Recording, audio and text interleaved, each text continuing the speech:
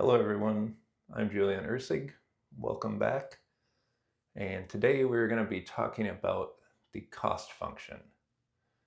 Now, in a previous video, we talked about the train dispatcher problem and talked about how the goal as a dispatcher is to move the trains you need to move and do it at a minimum cost.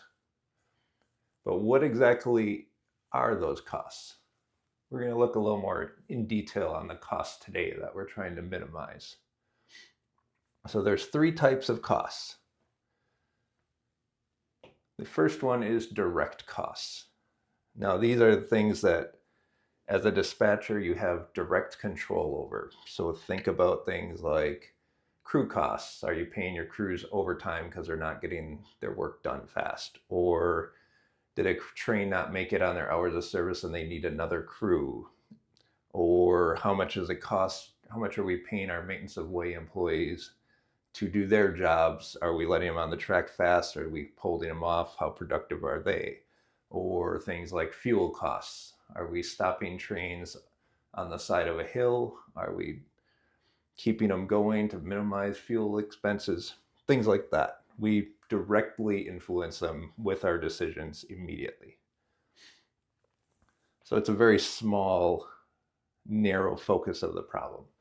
And typically, when we're working as dispatchers and when we're being graded on our performance and when our bosses are being graded on their performance and trying to meet their budget targets, almost always they are focusing on direct costs. Now, last time I talked about how calculating the actual costs of our decision is really, really complicated and impossible to do in practice. So instead of calculating the dollar amount, we use delay as a substitute for the actual dollar amount. So instead of trying to minimize dollars, we try to minimize delay and then assume that that is going to be a good substitute for the actual dollar cost.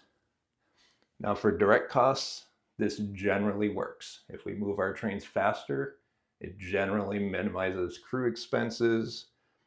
If you're not starting and stopping trains as often, it might minimize fuel. It's obviously not a perfect parallel because you could come up with a plan that minimized train delay, but you started a coal train on the side of a hill and whatever you saved in train delay actually cost more in fuel. So again, it's an approximation. It's definitely not perfect.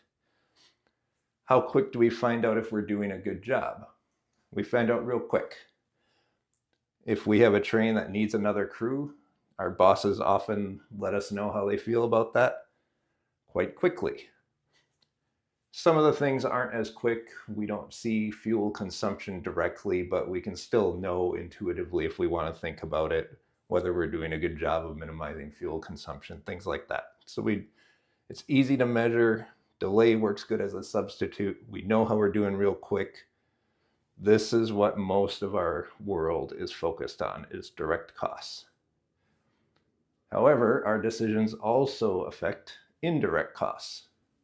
So these would be costs more on like the company-wide level. These are people in an office building. That's headquarters. So these are things like maybe we didn't handle our priority train well enough, and now we lost a contract for one of our customers on that priority train. Well, our decisions have played an influence into that. We didn't necessarily know that they were happening, but nonetheless, we helped create it. So our plans also carry indirect costs. Unfortunately for us, we don't tend to know what those costs are very well.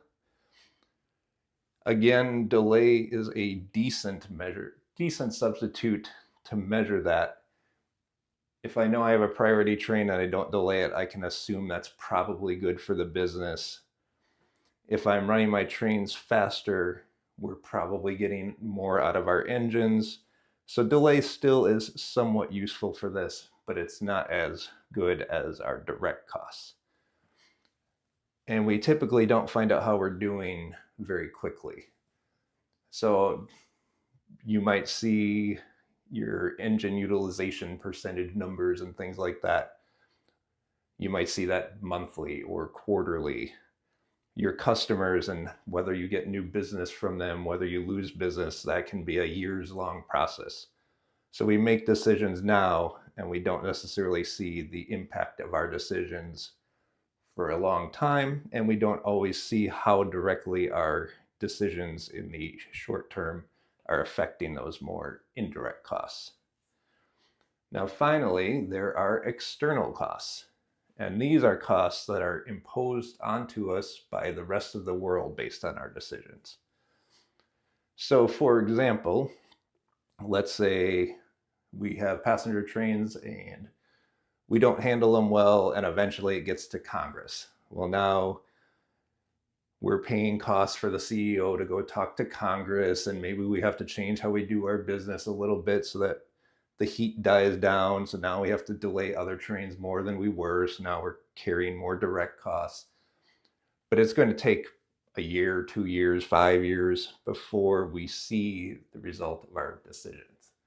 Or another example would be, let's say, in order to minimize our direct costs, we block crossings because we need to hold trains in places where it's convenient for our direct costs, but it's on crossings. Well, short term, there's no cost to us for that. But eventually, if we do it enough, we get into a situation where the public gets angry enough and the politicians start to get involved, and we can find our operation limited because we can't block those crossings anymore. And so we end up suffering costs from the external rest of the world because of our decisions that we made day in, day out, maybe 5 years ago. Ultimately, we still end up paying those costs. They're just delayed. As you can guess, for most of these things, whether or not we delay a train today is not a very good predictor of what our external costs will be.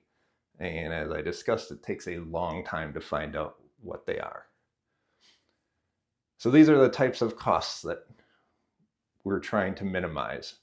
We'll tend to focus on this, but these should be considered because they are real costs. Another example of external costs would be risk. There could be a scenario, depending on the legal system at large, where the costs of grade crossing accidents are so high that the legal department says we're going to run all the trains at 20 mph because it's better off to have the trains be able to stop than to hit somebody. And in that case, our direct costs would be through the roof, and us as dispatchers would be up in arms about this decision. But it's possible that the external costs of the high impact, low occurrence things like grade crossing accidents are so high that it justifies paying more direct costs to minimize those. We won't see that. We'll be mad because it's hurting what we tend to care about, the direct costs, but it still might be the smart thing to do overall.